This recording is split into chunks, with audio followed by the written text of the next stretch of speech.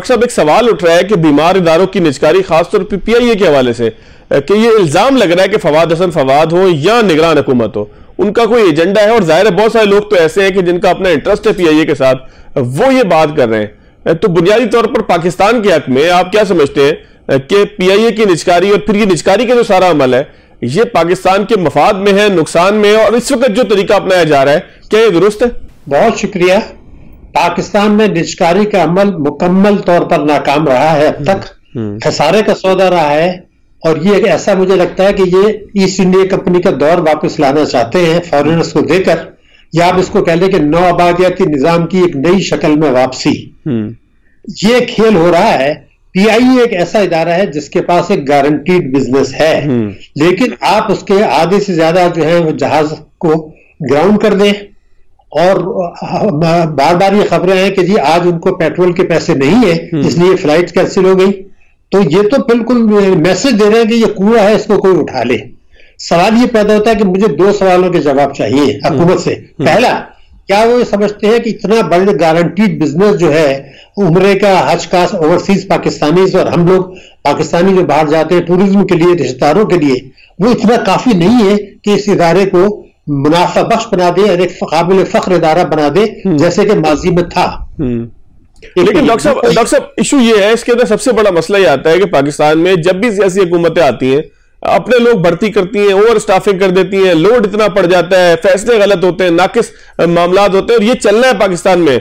आप ये नहीं कह सकते कि पाकिस्तान के अंदर आने वाली हुकूमतें जो है वो कोई आसमान से उतरेंगी। ज़ाहिर है हमारे लोग हैं, हम ही हैं, तो ये तो होते रहना तो बेहतर नहीं है किसी को बेच दे ताकि वो चलाए, हमारी जान छूटे, टैक्स पेयर का पैसा किसी सही जगह लगे। नहीं, मगर अगर ये तो आप काबीना को भी इसी तरह से प्राइवेटाइज कर दे तो शायद कोई ज्यादा बेहतर हो जाए। अगर ये आपने कहना है तो फिर तो कोई हिसाब नहीं। देखिए, हम तो माशी तवज्जुह की बात कर रहे हैं, बिल्कुल आप ये कहते हैं। बल्कि जो आपने वो कहा जो मुस्लिम लीग के एक रहनुमा ने कहा था मेरे साथ टीवी प्रोग्राम में, जी सर, कि ये मुनाफे में आ सकता है लेकिन हमें खदशा है कि अगली हुकूमत आके इसको बर्बाद कर देगी। अगर ये फार्मूला लग गए तो फिर तो आपको स्टेट बैंक को भी शायद प्राइवेटाइज कर देना चाहिए। तो पहले तो ये तय कर लें कि खराबी को दूर करना मसले का हल है, या उसको सर्जरी करके बगैर दवाइयां दिए उसका जिस्म के एक हिस्से को काट के फेंक दें। ये तो मुझे लेके भी सवाल है कि हम जब किसी इदारे को गैर मुल्की को बेचते हैं, अगर वो इदारा उस चीज को किसी और यहूदी को बेच दे तो आप क्या रोक सकते हैं? जैसे मिसाल के तौर पर आपने एक इदारा किसी को बेचा, वो उन्होंने पूरा का पूरा जो है किसी और को बेच दिया, तो फिर क्या करेंगे आप? तो ये सारी चीजें सलामती का मसला भी है। 650 अरब के अब तक आपने निजकारी कर दी, सिवाय तबाही और बर्बादी के क्या मिला? क्योंकि आपने तो ये कहा था कि जनाब ये पैसे से अब कर्जे उतारेंगे, तो कर्जे तो नहीं उतारे, ये तो और बढ़ते चले गए, असासे चले गए। बड़ा प्रॉफिटेबल इदारा पीटीसीएल आपने बेच दिया। शर्म की बात है, आज तक पैसे नहीं मिले। खुदा के गजब से डरे। मैं आपको बड़ी जिम्मेदारी से बता रहा हूं, मैंने पाकिस्तान में बहुत बैंकिंग की है, दुनिया में भी की है। पाकिस्तान में यह फैसला हो चुका था कायदे-ए-आज़म के जमाने से बाद तक कि फॉरेन बैंक्स को 3 शाखों से ज्यादा खोलने की इजाजत नहीं होगी, जिनमें से एक बांग्लादेश में थी, यानी 2। आज हमने यूनाइटेड बैंक, हबीब बैंक दे दी, और 80% जो है बैंक्स की मिल्कियत उनकी है जो फॉरेनर्स हैं। बिल्कुल, वो इदारा जो कि आपके बड़े अहम इदारा है आपका, उसको जो है ना उन्होंने के पास जो है ना 25,000 अरब के डिपॉजिट्स हैं। तो ये हम क्या चाहते क्या है, पहले तो ये तय कर लें।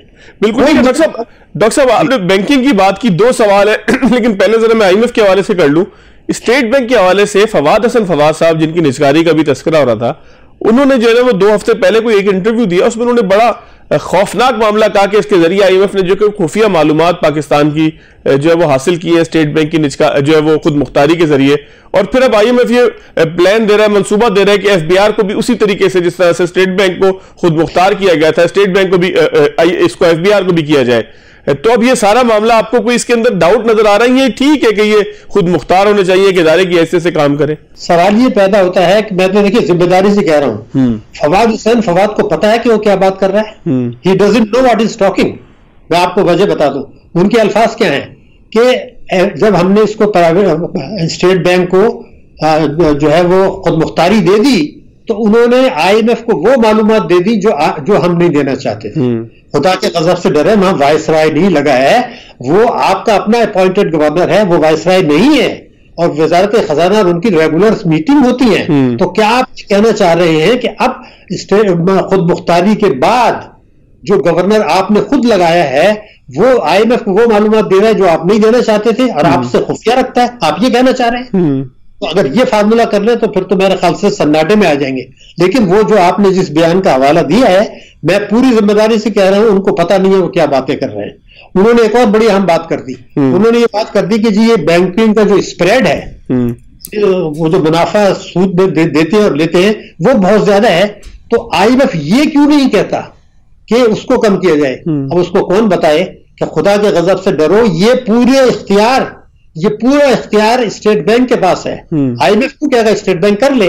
और ये भी मैं आपको बताऊं कि जब ये खुद मुख्तार नहीं था, मैंने 2008 में मैंने एक मुकदमा किया था स्टेट बैंक के ऊपर कौम के मुफाद में कि स्प्रेड बहुत ज्यादा है, मुनाफे में शरीक नहीं कर रहे। इस वक्त तो स्टेट बैंक जो है खुद मुख्तार नहीं था।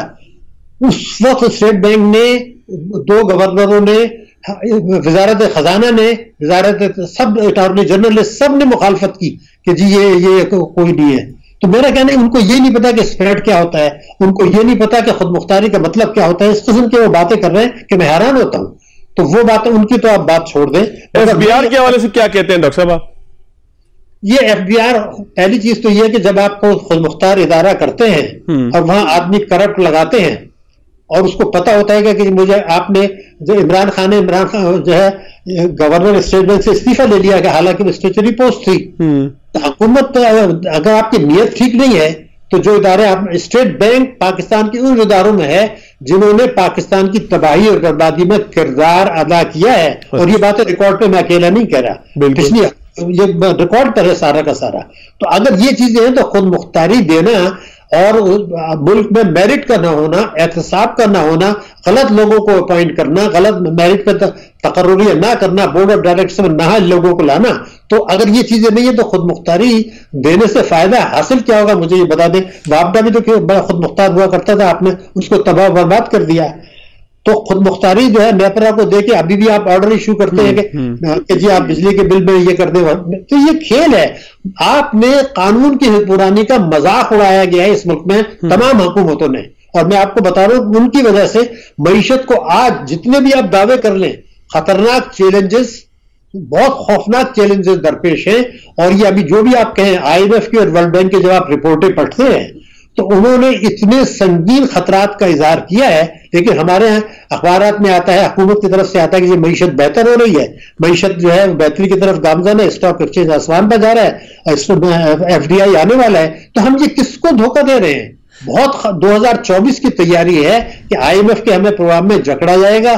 उस वक्त तक मईशत को संभलने का मौका नहीं दिया जा रहा, उसका सबूत मैं आपको दे दूं। अच्छा डॉक्टर साहब, विंडफॉल टैक्स एक बैंकों की आमदन के ऊपर जो है वो लगाना चाह रहा था FBR, IMF का भी मुतालबा था, क्योंकि इस्लामाबाद हाईकोर्ट ने उसे रोक दिया है। लेकिन आप समझते हैं कि बैंकों की बेतहाशा आमदन के ऊपर मजीद टैक्सेस होने चाहिए? देखिए बात ये थी कि ये तो मैंने शुरू में कहा था कि गलत फैसला है, जुर्माना होना चाहिए। देखिए बिजली कोर्ट को मौका नहीं मिलता। बात यह थी कि उन्होंने, बैंकों ने सट्टेबाजी की, बैंकों ने नाजायज मुनाफा कमाया, बैंकों ने स्मगलिंग में मदद की, रुपए की कदर गिराई। ये कई वज़ारे खजाना कह चुके हैं माजी में कि बैंक जो हैं सट्टेबाजी में मुलविस हैं, रुपए की कदर गिराकर मुल्क की पीठ में छुरा घोंप रहे हैं।